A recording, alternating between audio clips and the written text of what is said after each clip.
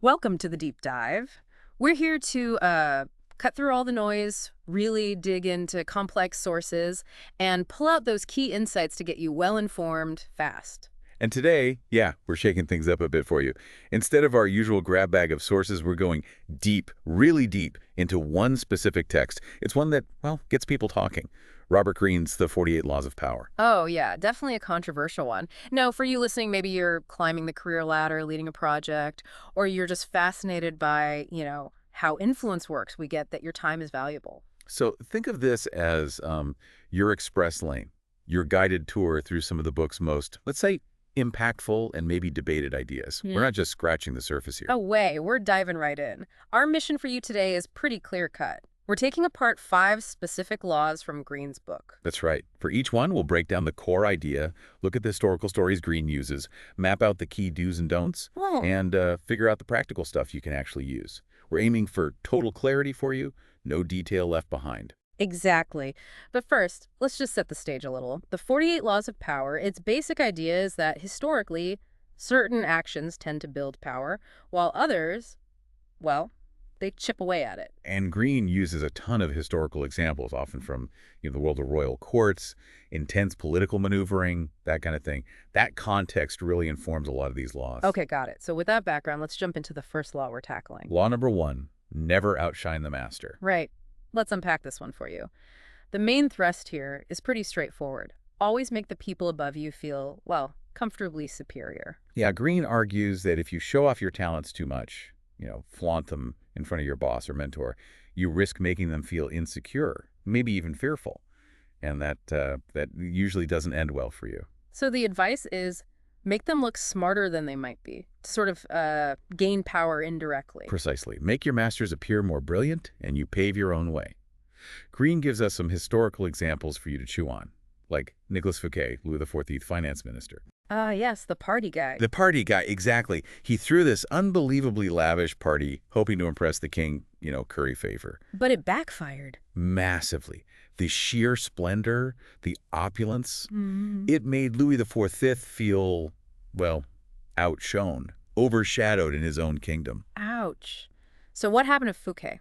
The king wasn't impressed. He was threatened. Fouquet was eventually arrested. His powerful position was just abolished. And he got replaced by Colbert, who was maybe less brilliant, but definitely less intimidating. Wow. So the takeaway for you there is it's not just about being good, it's about how your being good makes the boss feel. It's perception management, absolutely. Yeah. Now, contrast that with Galilei. Okay, the astronomer. Right. When he discovered Jupiter's moons, a huge deal. What did he do? He didn't just announce it to the world. He very smartly dedicated the discovery exclusively to the Medici family. Why them specifically? Well, see, Cosimo de' Medici had already linked his family's power to Jupiter, the king of the gods. It was their symbol. So Galileo comes along and essentially says, look, even the cosmos reflects the glory of the Medici. Ah, clever. So he used his discovery to make them look even grander. Exactly. He amplified their brilliance, didn't compete with it. And the result for Galileo, he got their favor, their patronage, crucial for his work. So for you listening, it's about shining the spotlight, not stealing it. Okay, But Greene also has some darker examples of breaking this law, doesn't he? he does. There's Astorre Manfredi, Prince of Faenza, apparently just naturally charming, superior, the type. Uh-huh. Cesare Borgia, who was famously insecure and, let's face it, ruthless, felt outshone just by Manfredi's presence. So he had him executed simply for being impressive. Just for existing too brightly, grim. And the other one? It's in Norikyu in Japan. He was Emperor Hideyoshi's favorite, a master of the tea ceremony, deeply trusted, So high status. very high. But then he commissioned this wooden statue of himself, dressed like nobility, and put it up prominently in the palace. Okay, maybe not the smartest move. Hideyoshi saw it as Rikyu, who came from humble beginnings, overstepping his bounds. Like he was trying to claim a status he hadn't earned independently, maybe even rivaling the emperor's own carefully crafted image. So Hideyoshi felt outshone too. Seems like it. He ordered Rikyu to commit suicide. A harsh lesson for you about perceived boundaries. Right, so boiling it down for you, the dues for Law 1 seem to be flatter your master, maybe subtly puff them up. If you're smarter, perhaps act like you're not quite as sharp. Make them feel like the expert. Yeah, act naive sometimes. Ask for their advice, even if you don't strictly need it. Greene even suggests making small, harmless mistakes occasionally. gives them a chance to step in, feels superior, helpful. Okay. And maybe hide your strength if it serves a bigger goal down the line. And remember, if you make the boss look good to others, you'll probably benefit. Exactly. And the don'ts are just as crucial for you. Don't go overboard showing off your talents. Don't assume that just because the master likes you now, you can do whatever you want. Don't get comfortable. Never get comfortable. Yeah. Don't take your position for granted. And definitely don't let favors or praise go to your head, making you think you're indispensable or somehow they're equal. So, practical takeaways for you today. I mean, we're not usually dealing with kings and emperors. True, but the dynamics are there, aren't they? In the workplace, in mentor relationships, even some family situations. It's really about managing how you're perceived. Understanding that people in charge have insecurities too. Exactly. So for you, it's about being mindful of how your wins, your skills, look to those above you. It's not about being fake necessarily, but maybe strategic about how and when you shine. Sometimes making your boss look great in public is the smartest move for your career. All right, that's law one thoroughly covered for you. Let's shift gears to law number two. Never put too much trust in friends. Learn how to use enemies. Okay, that one sounds kind of cynical, doesn't it? Yeah. Especially for you listeners who really value friendship. It does sound harsh on the surface, but Greene's core idea for you is that friends, maybe surprisingly, can betray you more easily. Why? Well, things like envy or feeling of entitlement, they might feel they deserve your success or resent it. Huh. And enemies. Former enemies, Greene argues, often have more to prove. They might actually be more loyal, more useful because they're trying to demonstrate their value or maybe make amends. He even suggests, provocatively, that if you don't have enemies, you might need to, find ways to make some. Whoa, okay, make enemies. That's a strong take for you to consider. What history does he use to back this up? Well, for the danger of trusting friends, he points to Michael III, the Byzantine emperor. Michael put enormous trust in his best friend, Basilius. Basilius started as a stable boy, but Michael lifted him up, gave him power, influence, everything, despite Basilius having, frankly, no real qualifications. And let me guess, Basilius wasn't grateful. Not even close. Consumed by ambition and gratitude, he eventually murdered Michael, his best friend, and took the throne himself. A brutal lesson for you about misplaced trust in friendships, especially when power's involved. Yikes. Okay, so that's the don't trust friends part. How about the use enemies part? Any positive examples for you? Look at Emperor Sung of China. After founding his dynasty, he had all these powerful generals, his friends, his allies who helped him win. Visible threats, right? Exactly. He saw that. So instead of just trusting them, he cleverly neutralized them. Yeah. Offered them loads of money, comfortable retirement. Basically paid them off to step aside. Smart. Then what? Then he started using former enemies in important roles, people who had fought against him. Because he showed them unexpected mercy, generosity, they became incredibly loyal. They had something to prove. Like who? Any names for you? Greene mentions King Lu of the Southern Han and King Chanshu, both former opponents who became super reliable subjects after Sung spared and honored them. It's about turning threats into assets through unexpected kindness. An interesting strategy for you. Win over enemies with generosity. Any other examples of using enemies? Greene brings up Abraham Lincoln, trying to eventually reconcile with the Confederacy after the Civil War, turning enemies back into countrymen. He also points to Talleyrand, the French diplomat, working with his hated rival Fouché on a political scheme. Why? Mutual self-interest and Fouché needing to prove his worth. So shared goals can override past conflicts. Sometimes, yeah. Kissinger engaging adversaries during the Vietnam War is another example, trying to turn threats into, if not friends, at least manageable relationships. Even Mao Zedong's view gets a mention, seeing conflict with enemies as a way to strengthen your own side. Like the whip against Japan forged the communists. Okay, so the key do's for you navigating Law 2 seem to be careful with friends in professional settings. Don't assume loyalty. Right. And seriously, consider hiring or working with former enemies. They might be more motivated, more loyal, because they need to prove themselves. Expect potential ingratitude from friends you help. Ouch. Focus on skill and competence, not just friendship, when choosing people. Definitely. Don't overlook the potential in your enemies, skills, insights, maybe even a desire to switch sides. If it makes sense, bury the hatchet and put them to work for you. And sometimes even create convenient enemies to define your cause. Greene suggests that too, yeah. Or maybe turn a friend into a temporary enemy to rally your base. It's pretty strategic stuff. And the big don'ts for you here. Don't rely solely on friends when power or important goals are on the line. Don't underestimate how ingratitude can poison friendships. And please don't assume your buddy is the best person for the job just because you like them. Evaluate competence objectively. So the practical takeaway for you, it feels a bit cold, maybe. Yeah. Calculating. It can feel that way. But the core lesson for you is about understanding the messy mix of personal feelings and professional goals. It encourages a bit of healthy detachment, maybe, realistically assessing everyone's motivations, friend or foe. So not necessarily making enemies, but being smart about trust. Exactly. Avoid being naive. Recognize that sometimes, paradoxically, someone who opposed you might become a reliable ally if your interests align, because they have that drive to prove themselves or redeem themselves. Relationships built just on feelings can crumble under pressure. Ones built on mutual interest can be surprisingly strong for you. Okay, law 2 unpacked for you. Let's move to law number 3. Conceal your intentions. This sounds like it's all about playing your cards close to your vest. That's the essence of it, yeah. Keep people off balance, keep them guessing.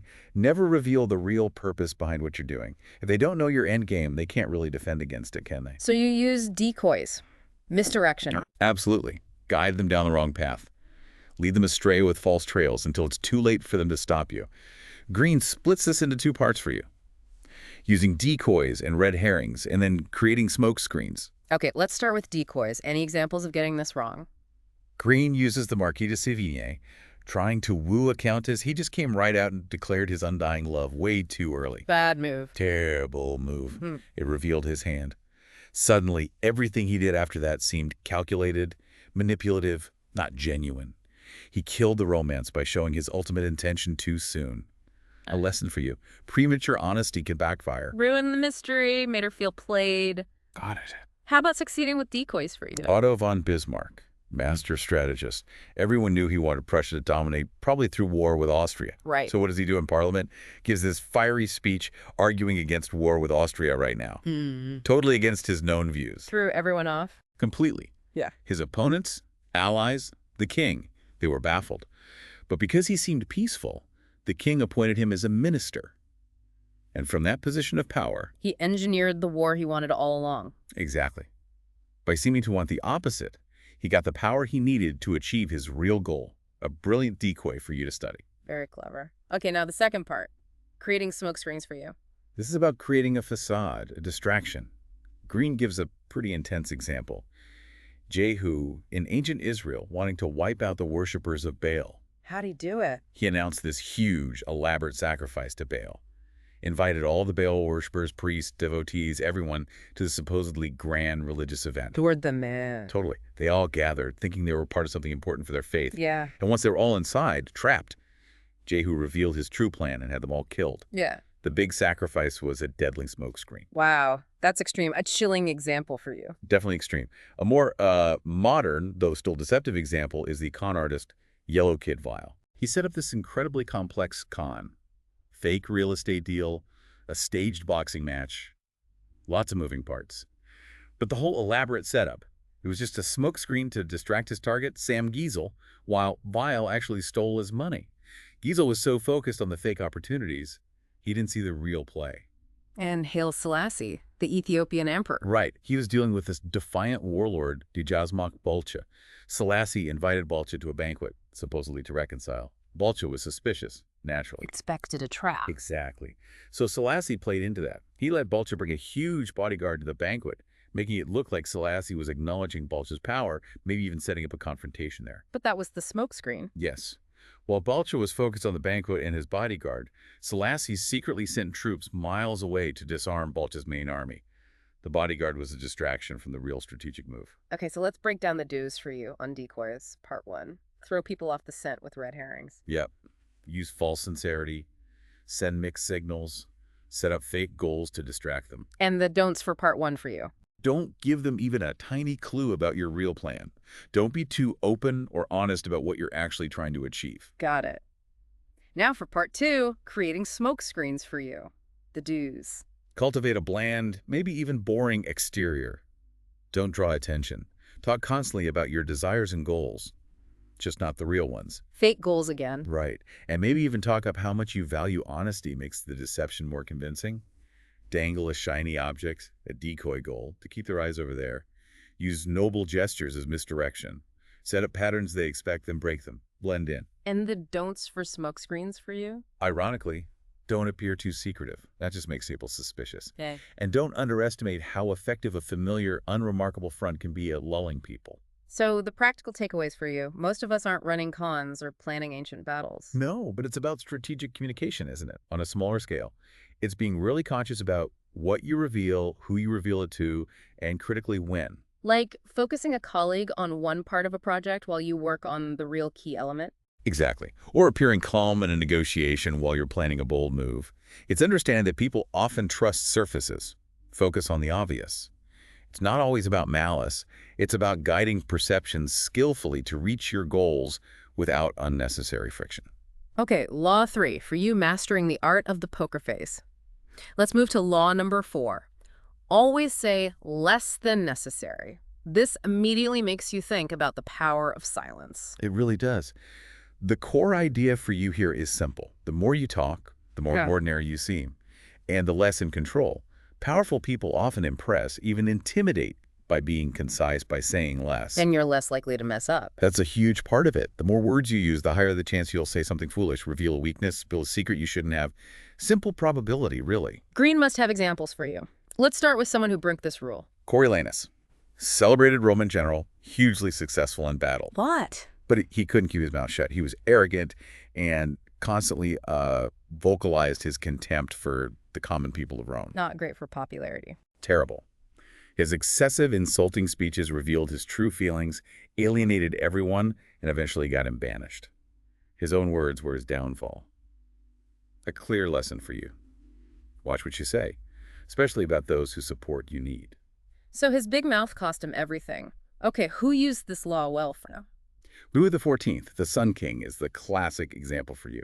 He cultivated this whole aura of mystery and absolute power, partly through silence. How so? He rarely made definitive statements. He used vague phrases like, "I shall see."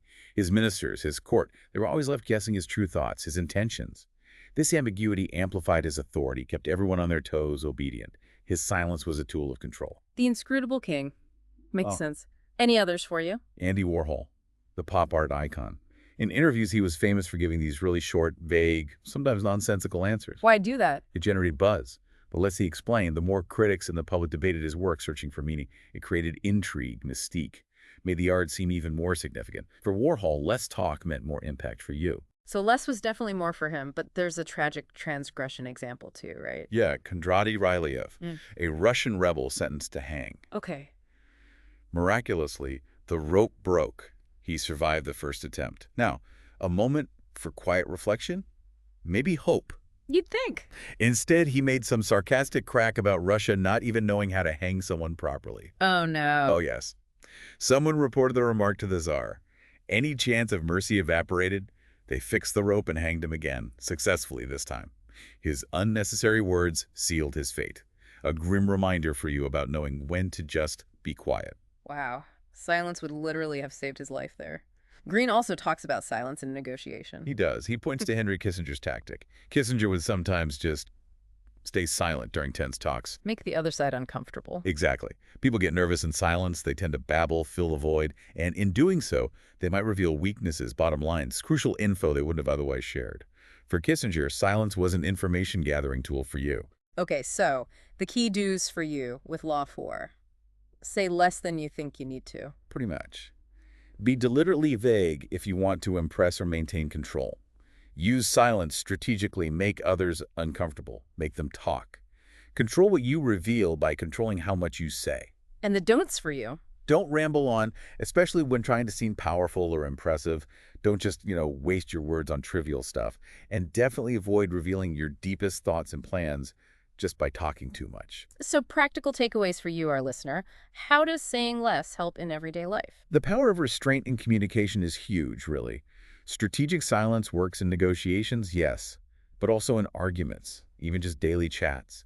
It can make you seem more thoughtful, more confident. Gives you time to think too, right? Absolutely. Instead of reacting instantly, you pause, consider. It commands respect, encourages others to maybe reveal more, and keeps you from saying something you'll regret. Being mindful of your words, choosing them carefully, it projects control. Sometimes the strongest statement you can make is saying nothing at all. Okay. Law 4 thoroughly explored for you. Silence is golden, strategically speaking. Let's hit our final law for today. Law number 5. So much depends on reputation. Guarding with your life. Sounds pretty critical. It's presented as absolutely fundamental. Greene says your reputation is the cornerstone of power. A good one can intimidate enemies, win allies, open doors without you even doing much. And a bad one. Makes you vulnerable. Easy target. So for you, building an unassailable reputation, protecting it fiercely, and maybe even learning how to strategically damage your enemies' reputations. Greene sees these as crucial power skills. Okay, let's start with the power of a good reputation for you. Any examples? Zhuge Liang, again, the Chinese strategist. He built this incredible reputation for being unbelievably clever, always having a trick up his sleeve. Right. So one time, he's defending a city, but his main army isn't there. He's massively outnumbered. Enemies marching right towards him. What does he do? Throws the city gates wide open, sits on the wall, totally exposed, just calmly playing his lute. That's insanely bold. But his reputation for cunning was so strong, the enemy general, Sima Yi, was convinced it had to be a trap, an ambush waiting inside. He didn't dare attack. He retreated his entire army. Wow. So his reputation was his defense. A better defense than soldiers at that moment for you. Exactly. It was his most powerful weapon. Greene also talks about P.T. Barnum, The circus guy. the ultimate showman. Early on, he didn't have much of a reputation, so to get his start, he actually attacked the reputation of an existing museum, Peale's Museum, to kind of create space for himself and to eventually buy it out. So tear down to build up. Initially, yeah. But later, once Barnum had established his own famous, maybe slightly scandalous, but strong reputation, he used ridicule and mockery to further undermine Peale's, helping drive it out of business. His tactics evolved as his own reputation grew. Interesting progression for you. What else? Kissinger again. His reputation for being the guy who could broker peace deals, his shuttle diplomacy, that reputation itself was a source of power. Leaders were maybe more willing to deal, knowing his track record. Made him more effective. Arguably, yes. Greene also touches on associating yourself with good reputations, like Barnum linking himself with Jenny Lind, the respected singer, to boost his own image. Or the robber barons collecting art to seem more cultured, less ruthless. Borrowing reputation, essentially. Okay, so that's the upside. What about the dangers for you? Damaging your own reputation or attacking others badly? The classic example Greene gives is Thomas Edison versus Nikola Tesla, the war of the currents. AC versus DC. Right. Edison launched this really aggressive smear campaign against Tesla and alternating current, AC. He used fear tactics, public electrocutions of animals. Really nasty stuff. Did it work? Well, DC won initially, but Edison's tactics, they damaged his reputation, made him look ruthless, maybe dishonest. It backfired to some extent. The lesson for you, attacking reputations can be risky, especially if you use dirty tricks or go too far. It can easily make you look bad. So the keydos for you regarding Law 5. Guard your reputation like crazy. Like your life, Greene says. Be alert to attacks. Nip them in the bud. Learn how to find the holes in your enemy's reputations. Sometimes you just let public opinion do the work. Build a reputation that commands respect. Sow doubts about rivals. Yeah, subtly question their stability, their reliability. If your own rep is solid, maybe use careful ridicule.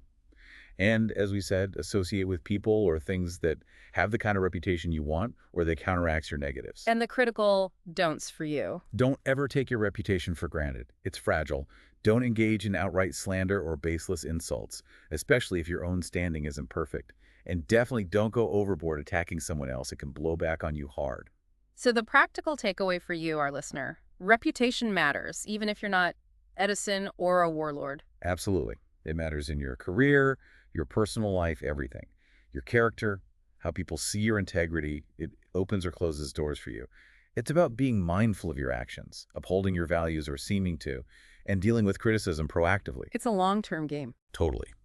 A strong rep for being reliable, competent, decent.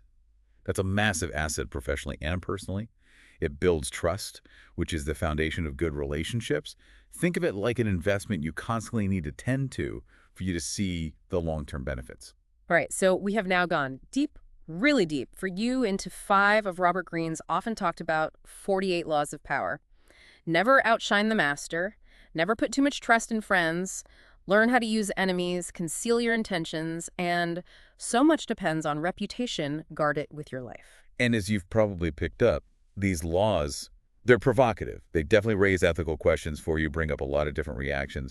It's really important for you to remember what we said at the start. Our goal here wasn't to, endorse every tactic. Right. It was about understanding the dynamics of power as Greene observed them, using all those historical examples, just laying out the ideas for you. Exactly. Understanding how these forces might operate in the world. So for you, our listener, maybe a final thought to mull over. Which of these 5 laws really struck a chord with you? Which ones maybe reflected things you've seen or experienced yourself? And thinking about that, how might understanding these dynamics, even the uncomfortable ones, maybe influence how you approach things, your interactions, your decisions moving forward? It's definitely complex stuff about power and how people behave. Lots to think about. Indeed. That concludes our comprehensive deep dive for you into these 5 specific laws from Robert Greene's The 48 Laws of Power.